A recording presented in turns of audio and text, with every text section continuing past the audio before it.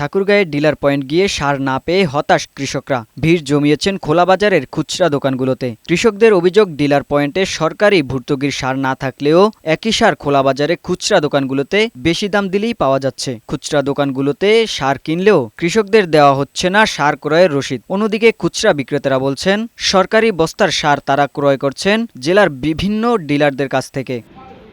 সারের সংকট বাস্তবতায় অসাধু পাচার চক্র রাতের অন্ধকারে অবৈধভাবে ট্রাক বোঝাই করে সার পাচার করছে। মাঝে মাঝে প্রশাসনের অভিযানে কয়েকটি সারের ট্রাক জব্দ করা হলেও পাচার চক্র থাকছে প্রশাসনের ধরাছোঁয়ার বাইরে।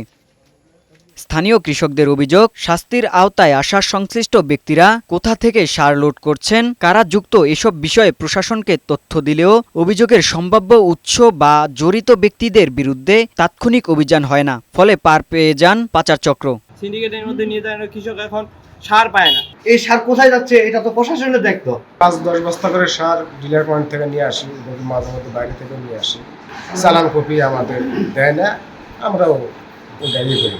সার পাচারের সময় আটক হলে আইনগত ব্যবস্থা গ্রহণ করা হচ্ছে। পাচার চক্রকে চিহ্নিত করে জোরালো ভূমিকা রাখার কথা জানান জেলা প্রশাসক মোহাম্মদ রফিকুল হক। সার এই জেলা থেকে অন্য জায়গায় চলে যাচ্ছিল, আমরা সেগুলো জব্দ করেছি এবং নীতিমালা অনুযায়ী আমরা সেগুলি বিক্রি করে নিলামের মাধ্যমে বিক্রি করে সরকারি কোষাগারে আমরা জমা দিয়েছি। যে সোর্সগুলোকে আমরা ধরি তারা ম্যাক্সিমামই দেখা যায় যে যারা ডিলার বা অন্য কারো নাম বলতে চায় না, তো আমরা তাদের থেকে যদি বাহির করতে পারি আমরা তাৎক্ষণিক ব্যবস্থা নিয়ে থাকি। জড়িতদের বিরুদ্ধে ব্যবস্থা না নিলে সবচেয়ে বড় ক্ষতির মুখে পড়বেন কৃষকরা, আর এর প্রভাব পড়বে খাদ্য উৎপাদনেও।